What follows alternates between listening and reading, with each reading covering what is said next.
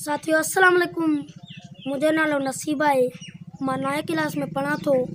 सबका पहिरीं अवां खे मुझे स्टॉल ते अचण लाइ भलीकार। अॼु मुझे स्टॉल जो उनवान है सुरसामुंड। साथियों पुराने ज़माने में बेड़ा हलंदा हुआ, सफ़र हूंदो हो दरियाई। माण्हू बेड़नि ते चढ़ी ॿियनि देसाउरनि ॾांहुं सामान खणी वेंदा हुआ। ही पंजनि मुल्कनि मां पुरफल, फोटा, पराचा यानी कीमती कपड़ा खणी श्रीलंका या अदन जणनि देसाउरनि ॾांहुं वेंदा हुआ ऐं उतां मोट में कीमती वखर जहिड़ोक माणक, मोती, सोन आणींदा हुआ। ही उतर लॻे उसंदा हुआ ऐं ॿाहिरि में वापसि वरंदा हुआ।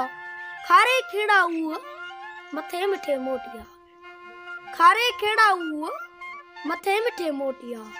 सौदो कन न सोन जो वॾा विया उह, मोती जे में राण जा तन जा तामा उह, साम्हूं ॾिसा उह लंका पे आया।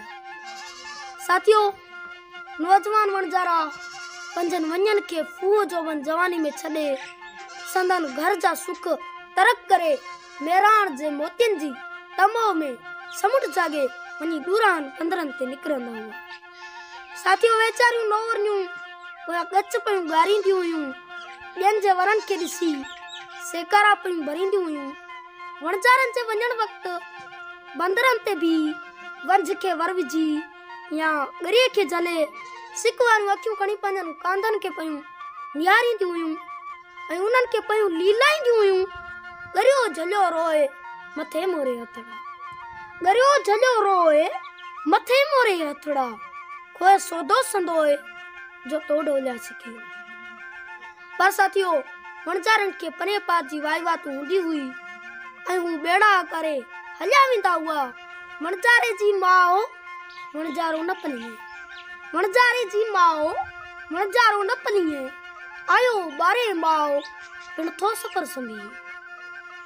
साथियों संदन सिक ऐं सार में वणजारियूं ॾिया मोए समुंड खे मुश्क ऐं अतुर जा अखा पियूं हणंदियूं हुयूं।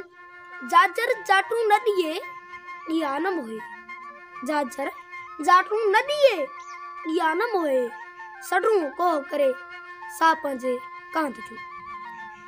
साथियों से सुखाऊं कंदियूं हुयूं ऐं साईं दर पियूं दुआऊं कंदियूं हुयूं। साम्हूं ॾियनि साईं वाओ सुणाओ वारिए।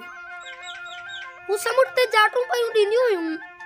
जॾहिं को जहाज नज़र ईंदो हो हू चवंदियूं हुयूं, मान मुझे जानी होए जा हिन जहाज में।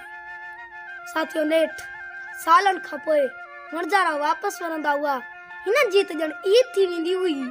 चिमकियूं चौधार धॼूं धाड़े चंजूं, चिमकियूं चौधार धॼूं धाड़े चंजूं, माओ सामूंडी आई आ से करे सिंगार, उन्हीअ जी पचार कालू कर कांग करे। मेहरबानी।